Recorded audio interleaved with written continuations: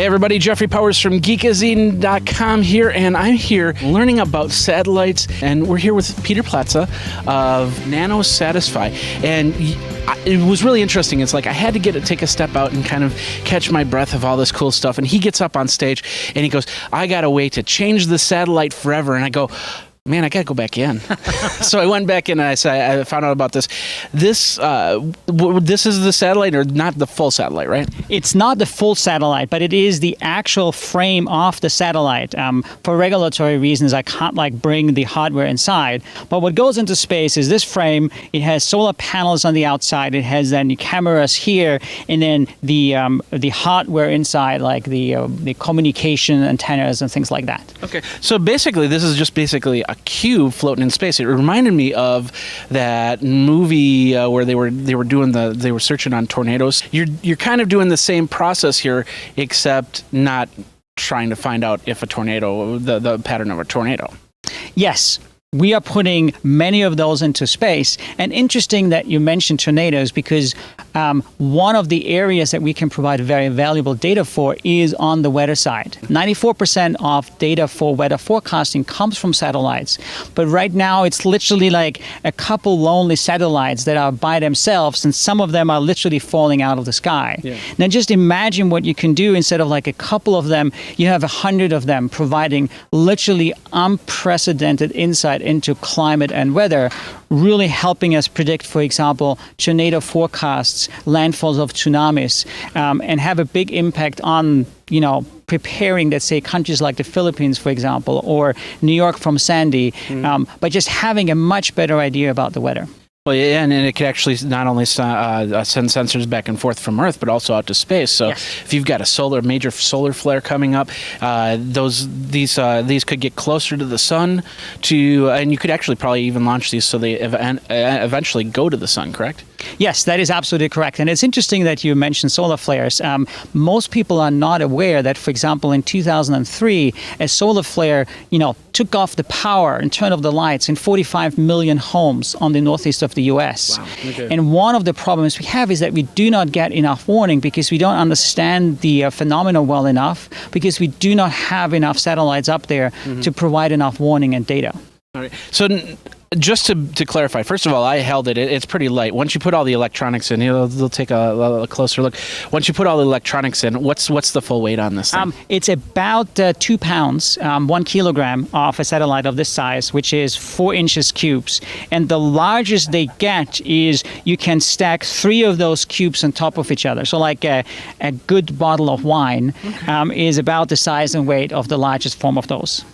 So stacking is a possibility. So it doesn't go into one of these big satellites that somebody, when you say satellite, somebody thinks it's something with these humongous wings and these solar panels and stuff like that.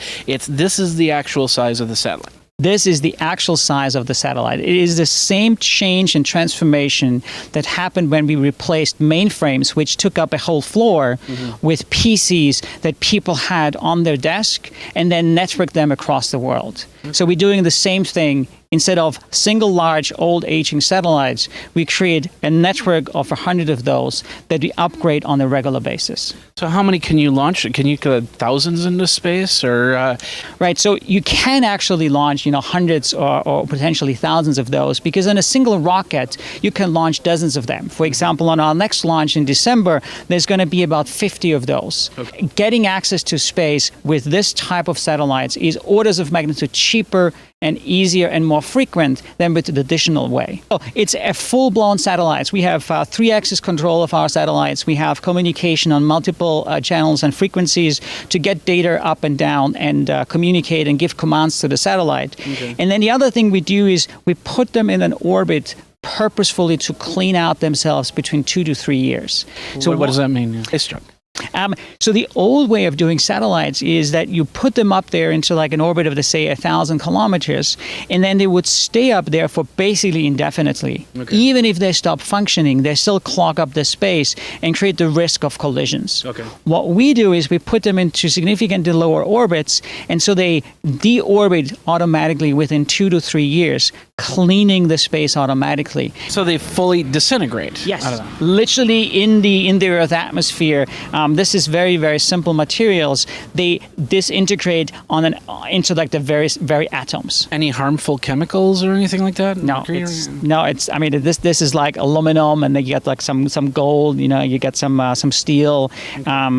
There's no harmful chemicals. To turn the direction here a little bit, what you can send out thousands within a few rockets.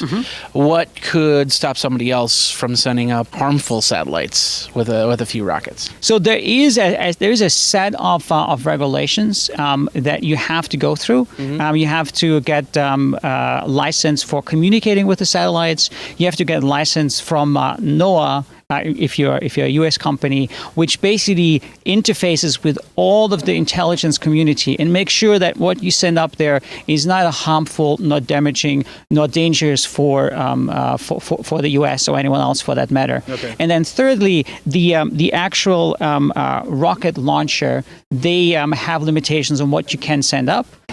You probably can't get too much into cost, but it looks like it's relatively inexpensive to put together. Yeah, so I mean, we say it's about 3 orders of magnitude cheaper. So if you think normal satellite costs hundreds of millions of dollars, you can figure out that you can do this for a fraction of the cost, and can create, we call it, 100 times the data for 1% the cost. Okay. Are they going to have like a rocket on so you can control them, or? So the attitude control from those satellites is happening right now with gyros and so-called magneto-torquers, which is allowing a 3-axis control, but not necessarily movement. Creating movement means that you're going to have thrusters on it, which is about 12 to 24 months out that we will start to put thrusters on them. Okay, and then lifespan on this, you said about 2 years, right? Yeah. All right. Well, that is amazing stuff. When and you said these are already up in the atmosphere right now? Yeah. So we launched our first two satellites in August. We have another launch coming up middle of December, and then from there keep on going forward and launching more of those satellites. Wow. Where can people go to find more information about this? Because I know I'm really excited. So we do have a website, www.nanosatisfi.com. NanoSatisfi is a play on the words of nanosatellites, which is the weight class of those satellites. Okay. And satisfy for satisfaction, or hi-fi, Wi-Fi. Is that satisfy with a Y or an I? It is with an I, okay. Similar to Wi-Fi or hi-fi. Okay. Can't wait to see how this technology is going to evolve and change those multi-million and billion-dollar satellites that are in our atmosphere right now.